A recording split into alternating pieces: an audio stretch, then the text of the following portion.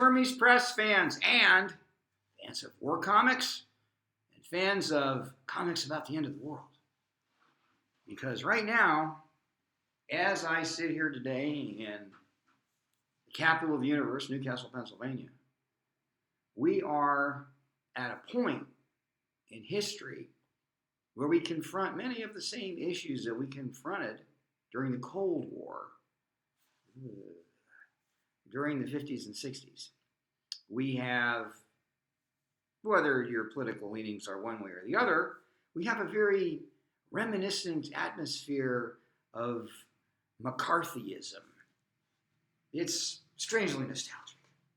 And in the spirit of that nostalgia, I decided it would be fun to go back to those good old days in the 50s when we had paranoia running rampant about communists everywhere, which to a great extent was justified, actually. When we created comic books like World War III and Atomic War. And these were the comic books that were put out by Ace, which was a comic book company that also did The Phantom, which is one of the mainstays of Hermes Press. So these books have been floating around in different versions, but never collected in a high-quality archival reprint. Look at that cover. Look at that. Isn't that wonderful? Somebody's exploding an atomic bomb, it's the Russians, over the Capitol dome, and everybody's running away from it because, of course, you don't stand there when they're exploding an atomic bomb. This is, of course, imaginary. And when you talk about war comics, you talk about the end of the world, you can't get any better than this. Although Ray Harryhausen did a pretty good job in Earth versus the Flying Saucers, when the flying saucers crashed into the Capitol dome, and it actually kind of exploded like this. And, of course, they hit the Washington Monument and all kinds of other good things in Washington, and that's a classic. And in a roundabout way, these are classics, too. They're not good classics, they're kitschy classics. Now, the end leads show a huge, I believe it's a hydrogen bomb explosion, and it's a classic. And remember that everything I'm saying is tongue-in-cheek. It's not serious. So don't get through watching this and say, oh, this is deadly serious, because it isn't. These stories could be taken as a cautionary tale, or they could be taken as good war comics, or they can be taken as bad comics as well. They're very, very, very well done by a bunch of second-tier artists who are extremely competent. The artwork is very nice. It's exactly what you'd expect from pre-code comics. As a matter of fact,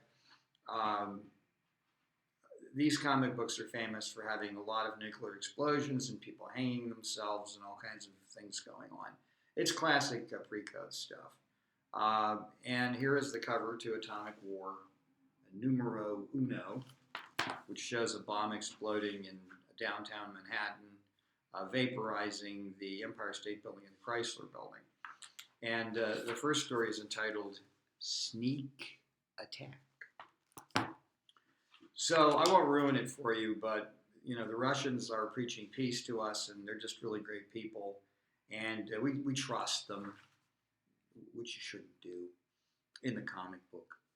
And guess what? They drop a bomb on New York, and they try to hit our major cities, and they do a pretty good job here. Like you can see what's happening. You have firestorms. You have the end of the world. I think it's the Brooklyn Bridge is collapsing. But guess what?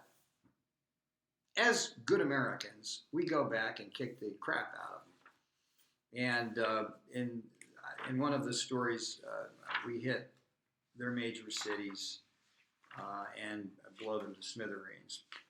And there's lots of very good pictures of our bombers going over various parts of the Soviet Union and blowing them to hell. Of course, we're really good friends with the Russians now, especially President Putin, who's just a really wonderful guy. Ask President Trump, he'll tell you what a wonderful guy he is. Here's where we're getting revenge in one of the stories. This is Baroom. In fact, let me read you the dialogue. It's so incredibly kitschy. What kind of devilish thing were we carrying, Rainshaw? That wasn't an A-bomb. It it's 100 times more powerful. No, it wasn't an A-bomb. We dropped the first hydrogen bomb ever used. That's why this plane had to get through. Now we're headed for Turkey and safety. I don't think I'd want to go to Turkey for safety with President Erdogan these days. As the lone bomber limped toward Turkey, everything is smashed back there, sir. My guns are out. Is there any way I can help? Our front turret is ripped open, and the gunner is dead. See what you can do up there.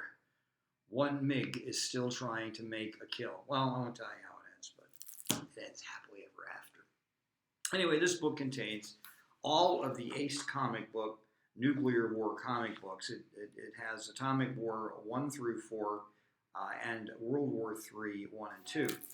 And these books were all taken from books that we have in our library. We have the original comic books. They were scanned at high resolution, and they were digitally redone completely. So if you compare them with the originals, these are perfect. These look as if you had just bought them off the stands. They look better than that because they're printed on a matte coated stock paper, which of course comic books are not printed on. But there's a really, really, really intelligent essay written by Arnie Flatten, who's the head of the art department at Purdue University. A shout out for Arnie. And it very intelligently deals with these comic books in the perspective of when they were created and puts them in perspective of today's political climate as well. And he concludes by saying, are they schlock? Of course they are. So what? Anyway, great book. If you love war comics, pre-code war comics, this is a great book. If you love books about the end of the world, or you're a fan of Earth versus the Flying Saucer, the great Ray Harryhausen movie, this book would be for you. If you want to look at this book as a tongue-in-cheek exploration of what's going on today in the world, it's also kind of interesting from that perspective.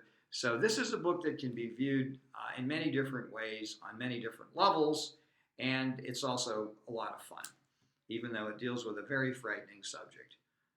Like Dr. Strangelove is a lot of fun, and it's also really scary. It deals with serious subjects, and it's one of the great It's one of the great black. It's a great black humor film, and it's a great, without using the word again, cautionary tale, because it makes fun of something that's very serious, and the way we're presenting this is in the same vein as Dr. Strangelove. It's too crazy to be true, but it's true. Anyway, that being said, the book is available now from Hermes Press. It should be available in comic book stores in about 2 weeks. It just arrived at the port, and we paid the tariff and had it released. And it'll be available on Amazon.com. It'll be available in any bookstore in the United States or in the world for that matter. It'll be available through any comic book store, and of course, more quickly, it'll be available through Hermes Press. That's about it. Bye-bye for now.